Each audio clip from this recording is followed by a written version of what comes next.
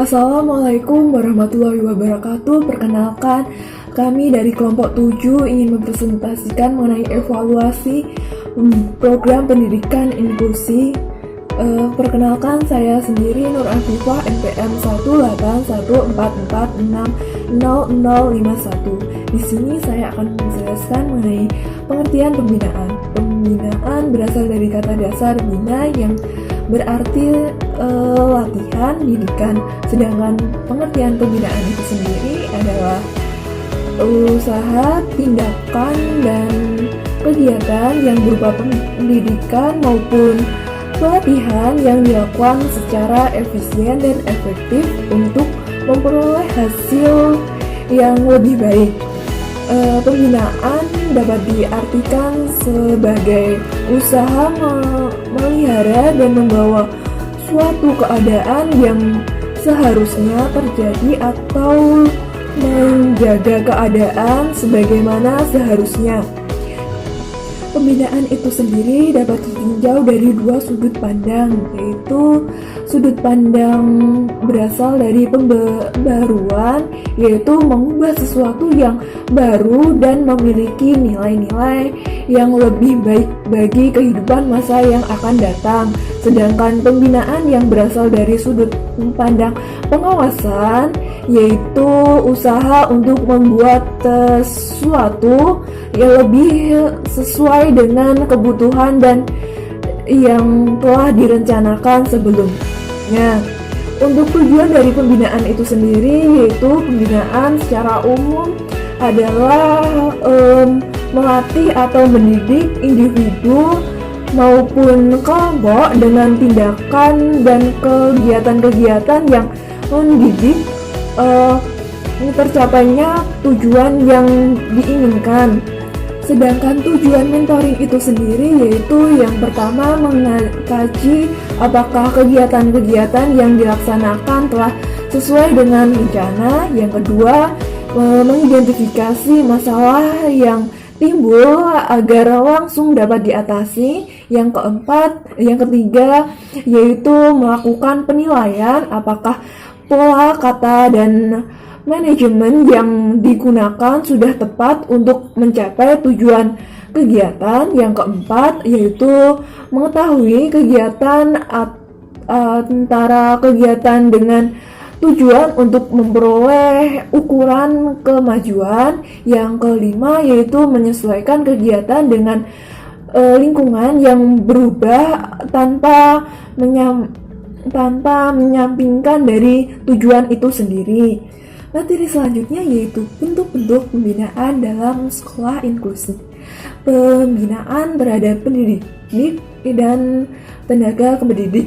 Dalam pembinaan inklusi pada adanya pembinaan bagi pendidik dan tenaga pendidikan yang berupa yang pertama pendidikan khusus. Pendidikan khusus adalah pembinaan yang dipergunakan bagi individu yang secara kelompok dibina secara akademis dengan kurikulum dan pengembangan yang terfokus pada pengembangan anak berkebutuhan khusus. Contohnya yaitu PLB atau pendidikan luar biasa. Yang kedua yaitu sosialisasi. Bentuk pembinaan bagi pendidik dan tenaga kependidikan yaitu melalui perkumpulan yang tujuannya untuk mengetahui lebih mendalam tentang pendidikan inklusi itu sendiri.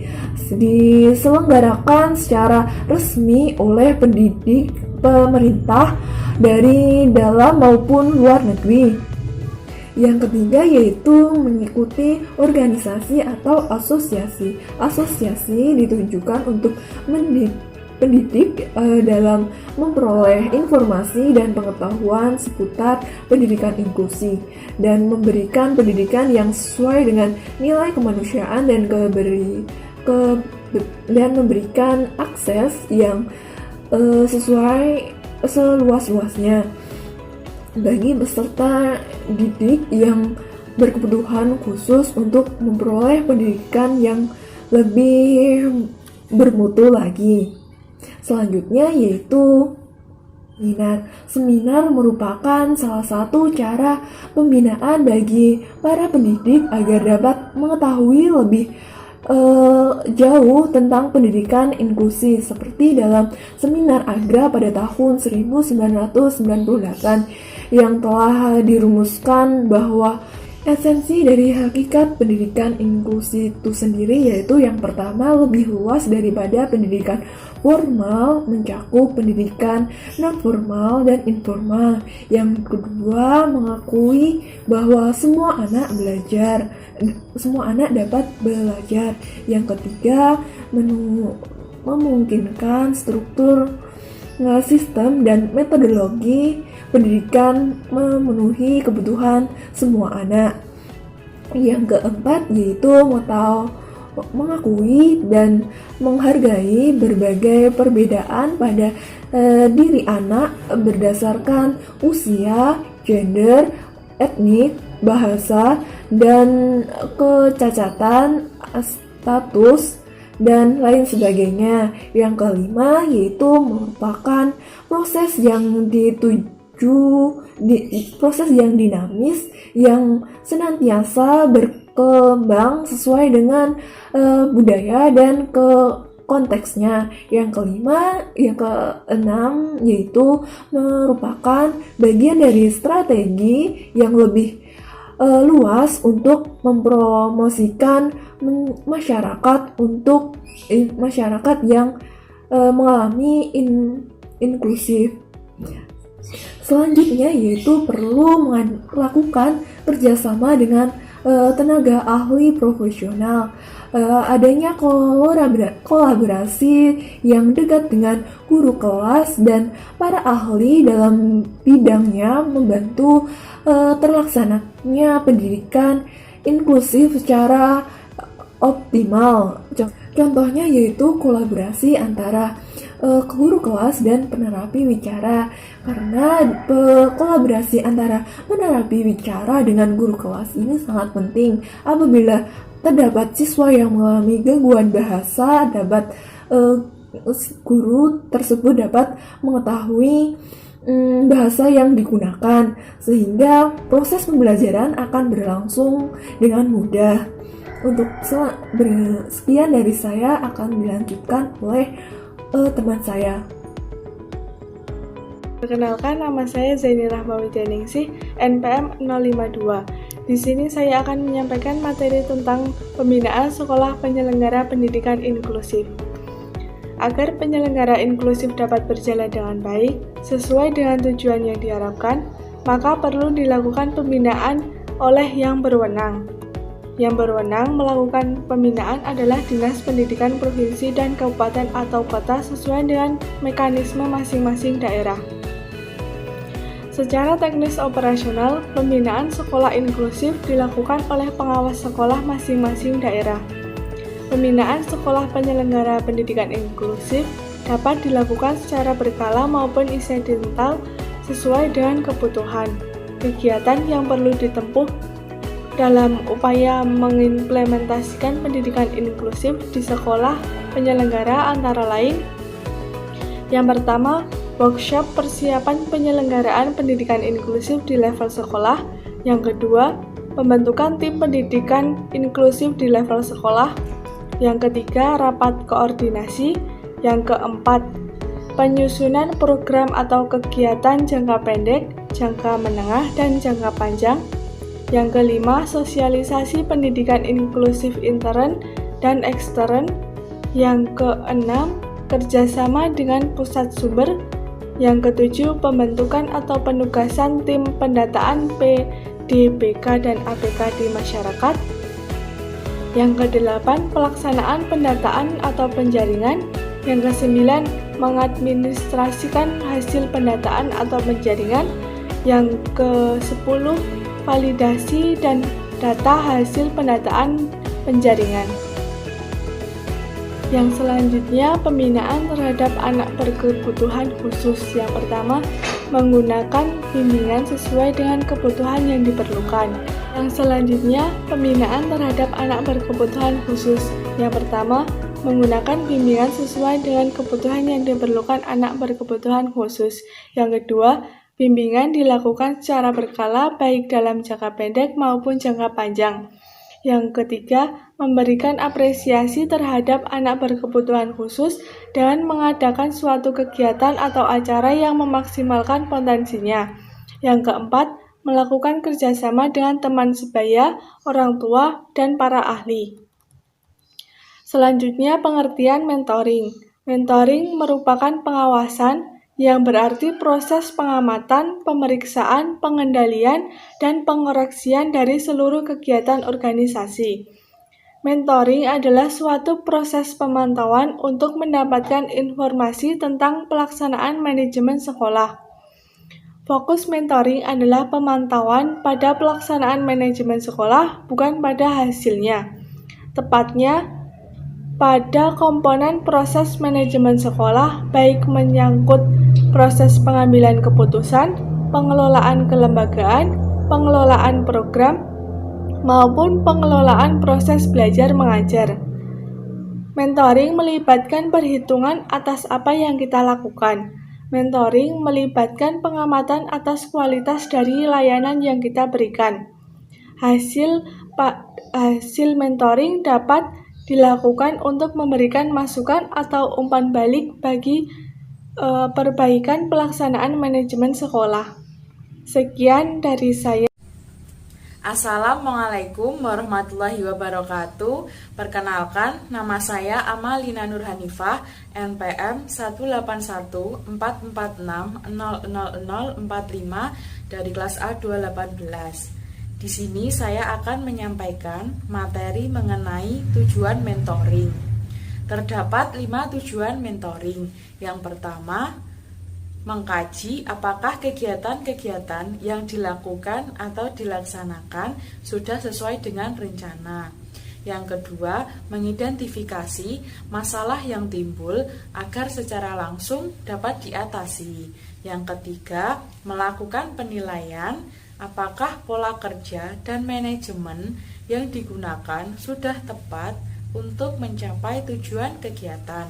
Yang keempat, mengetahui kaitan antara kegiatan dengan tujuan untuk memperoleh ukuran kemajuan. Yang kelima, menyesuaikan kegiatan dengan lingkungan yang berubah tanpa menyimpang dari tujuan kegiatan. Materi selanjutnya yaitu jenis-jenis mentoring. Terdapat 4 jenis mentoring. Yang pertama, pengawasan ekstern dan pengawasan intern. Pengawasan ekstern merupakan pengawasan yang dilakukan dari pihak luar organisasi yang diawasi. Sedangkan pengawasan intern merupakan pengawasan yang dilakukan dari pihak dalam organisasi yang bersangkutan. Yang kedua yaitu pengawasan preventif, pengawasan represif, dan pengawasan umum. Pengawasan preventif yaitu pengawasan yang dilakukan sebelum kegiatan dilaksanakan atau masih bersifat rencana. Pengawasan represif merupakan pengawasan yang dilakukan setelah kegiatan dilaksanakan. Sedangkan pengawasan umum yaitu pengawasan kepada seluruh aspek pelaksanaan tugas pokok organisasi. Yang ketiga yaitu pengawasan langsung dan pengawasan tidak langsung. Pengawasan langsung merupakan pengawasan yang dilakukan dengan cara mendatangi tempat organisasi yang diawasi. Sedangkan pengawasan tidak langsung yaitu pengawasan yang dilakukan dengan cara tidak mendatangi tempat atau objek yang diawasi. Yang keempat yaitu pengawasan formal dan pengawasan informal. Pengawasan formal merupakan pengawasan yang dilakukan oleh instansi yang berwenang atau resmi, baik secara eksternal maupun internal. Yang selanjutnya pengawasan informal yaitu pengawasan yang dilakukan oleh masyarakat. Yang selanjutnya yaitu bentuk-bentuk mentoring dalam sekolah inklusi. Kegiatan mentoring dimaksudkan untuk mengawal keterlaksanaan penyelenggaraan program pendidikan inklusif. Kegiatan mentoring dilaksanakan oleh Direktorat Pembinaan Sekolah Luar Biasa, Dinas Pendidikan Daerah Tingkat 1 maupun Dinas Pendidikan Daerah Tingkat 2. Materi mentoring meliputi aspek manajemen, proses pendidikan, dan pengembangan sekolah. Kegiatan mentoring dilakukan secara berkala, yaitu minimal 1 kali dalam 1 tahun dan dikoordinasikan oleh institusi terkait. Kemudian yaitu pengertian pelaporan. Laporan merupakan suatu bentuk pemberitahuan atau keterangan baik secara lisan maupun tertulis dari bawahan kepada atasan sesuai dengan hubungan wewenang dan tanggung jawab yang ada di antara mereka. Laporan hasil belajar terbagi menjadi 3 bentuk. Yang pertama, laporan untuk siswa dan orang tua. Laporan yang dibuat guru untuk siswa dan orang tua berisi catatan hasil prestasi belajar siswa. Catatan terbagi menjadi 2, lulus maupun belum lulus. Yang kedua, laporan untuk sekolah. Laporan yang dibuat guru untuk sekolah sebaiknya lebih lengkap. Guru tidak semata-mata melaporkan hasil belajar atau prestasi siswa, tetapi juga menyangkut masalah kepribadian siswa. Yang ketiga yaitu laporan untuk masyarakat. Pada umumnya, laporan untuk masyarakat berisi atau tentang jumlah kelulusan sekolah. Setiap siswa membawa bukti bahwa ia mempunyai atau memiliki pengetahuan dan keterampilan tertentu. Materi selanjutnya akan disampaikan oleh Mbak Vina. Sekian dari saya, terima kasih. Wassalamualaikum warahmatullahi wabarakatuh. Sebelumnya, perkenalkan, saya Vina Anggelia, NPM 18144600054. Di sini saya akan melanjutkan materi mengenai pelaporan hasil belajar siswa di sekolah inklusif. Nah, pelaporan hasil belajar siswa di sekolah inklusif pada dasarnya sama dengan pelaporan hasil belajar siswa di reguler lainnya, karena siswa ABK tersebut sama-sama bersekolah dengan siswa normal.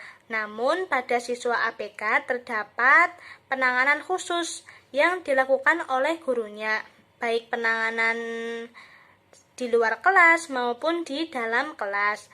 Nah, penanganan tersebut dilakukan dengan menyesuaikan tingkat kemampuan atau tingkat kebutuhannya. Kemudian pada sekolah inklusif juga diusahakan terdapat sarana dan prasarana yang menunjang dalam kegiatan belajar mengajar. Nah, penyelenggara pendidikan inklusif dilaporkan setiap triwulan secara tertulis yang sekurang-kurangnya memuat beberapa komponen, diantaranya yang pertama yaitu peserta didik, yang kedua kurikulum yang digunakan, yang ketiga sarana dan prasarana, yang keempat tenaga pendidik dan kependidikan, yang kelima proses pembelajaran, yang keenam hasil evaluasi, dan yang ketujuh permasalahan dan upaya pemecahannya. Nah, laporan disampaikan kepada institusi pembina langsung dengan tebusan kepada Dinas Pendidikan Provinsi dan Direktorat Pembinaan Sekolah Luar Biasa. Laporan dapat dikembangkan oleh masing-masing sekolah inklusif. Nah, pelaporan hasil belajar dalam pendidikan inklusif hendaknya mencakup beberapa hal, diantaranya yaitu yang pertama, merinci hasil belajar peserta didik berdasarkan kriteria yang telah ditentukan dan dikaitkan dengan penilaian yang bermanfaat bagi pengembangan peserta didik. Yang kedua, memberikan informasi yang jelas dan komprehensif serta akurat. Yang ketiga, yaitu menjamin orang tua akan diberitahu secepatnya bila mana anaknya bermasalah dalam belajar di sekolah. Nah, bentuk pelaporan hasil peserta didik tersebut dapat disajikan dalam bentuk kuantitatif dan kualitatif. Nah, bentuk kuantitatif berupa angka atau skor, sedangkan bentuk kualitatif berupa penjelasan angka tersebut itu maksudnya apa sih, seperti itu. Nah, sebagai contoh, anak mendapat nilai matematika dengan skor 6. Nah, orang tua pasti akan bingung 6 itu hasil dari apa. Nah, jadi laporan kualitatif itu menjelaskan, nah, angka 6 itu hasil dari matematika tentang ini seperti itu. Peran serta masyarakat semakin meningkat, bentuk laporan harus disajikan dalam bentuk yang komunikatif, sehingga profil atau tingkat kemajuan belajar peserta didik mudah dibaca dan mudah dipahami oleh orang tua ataupun pihak yang berkepentingan. Nah, dengan demikian, laporan tersebut orang tua dapat mengidentifikasi atau mengetahui kompetensi manakah sih yang belum dimiliki oleh anaknya. Nah, berdasarkan laporan tersebut, orang tua atau wali juga dapat menentukan jenis bantuan apa sih yang perlu diberikan kepada anaknya, dan untuk pihak anak atau pihak siswa dapat mengetahui kelebihan dan kelemahan yang dimilikinya. Dengan begitu, maka siswa akan mengetahui manakah sih aspek yang perlu ditingkatkan. Nah, pada umumnya orang tua menginginkan jawaban dari pertanyaan sebagai berikut. Yang pertama yaitu bagaimana keadaan anak waktu belajar di sekolah secara akademis, fisik, ataupun sosial emosional. Nah, yang kedua, sejauh mana anak berpartisipasi dalam kegiatan di sekolah. Yang ketiga, kemampuan atau kompetensi apa yang sudah dan belum dikuasai dengan baik. Nah, yang keempat, apa yang menjadi keterbatasan yang dimiliki oleh anak. Dan yang kelima, apa yang harus orang tua lakukan untuk membantu mengembangkan anak supaya lebih baik. Nah, untuk menjawab pertanyaan tersebut, informasi yang diberikan kepada orang tua hendaknya mencangkup yang pertama, menggunakan bahasa yang mudah dipahami. Yang kedua, menitik beratkan kekuatan apa yang telah dicapai anak. Yang ketiga, memberikan perhatian pada pengembangan dan pembelajaran anak. Nah, yang keempat, berkaitan erat dengan hasil belajar yang harus dicapai dalam kurikulum. Dan yang kelima, berisi informasi tentang tingkat pencapaian hasil belajar. Dan yang keenam, hasil penilaian yang sahih dan objek. Nah, laporan kemajuan belajar peserta didik dalam kurun waktu 1 semester dalam bentuk rapor. Nah, laporan kemajuan belajar peserta didik dalam kurun waktu 1 semester disusun ke dalam bentuk rapor. Nah, laporan prestasi mata pelajaran berisi informasi tentang pencapaian kompetensi yang telah dicapai oleh peserta didik atau oleh anak. Nah, laporan disajikan dalam bentuk yang lebih rinci dan mudah dipahami agar orang tua lebih mudah memahami dan mengetahui kompetensi mana sih yang sudah dan belum dikuasai oleh anak. Nah, di samping itu terdapat juga catatan guru tentang pencapaian kompetensi sebagai masukan kepada anak dan orang tua guna untuk membantu meningkatkan kompetensi yang belum sempat diraih oleh siswa. Nah, nilai pada rapor merupakan gambaran kemampuan peserta didik. Nah, nilai raport ini digunakan sebagai ketentuan untuk melakukan kenaikan kelas pada peserta didik. Nah, di dalam sekolah inklusif, kenaikan kelas peserta didik itu terdapat dua jenis, yaitu yang pertama model kenaikan kelas berdasarkan umur atau usia, yakni kenaikan kelas dengan menentukan perkembangan fisiknya. Dan yang kedua yaitu model kenaikan kelas berdasarkan kecerdasan mental, yakni berdasarkan kompetensi yang telah dicapainya, yaitu peran orang tua dalam pelaporan. Nah, peran orang tua dalam pelaporan di sekolah inklusif diantaranya yang pertama yaitu membantu menciptakan lingkungan yang inklusif dan aksesibel. Nah, di sini orang tua memberikan lingkungan belajar yang baik untuk anak dan memberikan sarana dan prasarana yang mungkin dibutuhkan oleh anak. Nah, yang kedua yaitu proses asesmen. Nah, di sini orang tua membantu anaknya dalam belajar sehingga kompetensi yang belum sempat diraih kemungkinan akan bisa diraih, sehingga asesmen yang dilakukan oleh guru dapat memberikan peningkatan hasil belajar peserta didik. Nah, yang ketiga yaitu penyusunan program. Nah, penyusunan program ini dilakukan secara bersama dengan guru. Nah, di sini orang tua memberikan masukan program apa sih yang cocok digunakan untuk anaknya. Nah, kemungkinan seperti itu. Nah, yang keempat yaitu pelaksanaan pembelajaran dan evaluasi. Nah, jadi pelaksanaan pembelajarannya itu tidak hanya dilakukan oleh guru. Nah, orang tua juga ikut serta dalam proses pembelajaran, tetapi dilakukan di rumah. Nah, kalau di sekolahan kan sudah tugas guru. Nah, bukan hanya orang tua saja, pemerintah dan masyarakat juga memiliki peran penting dalam pendidikan inklusi.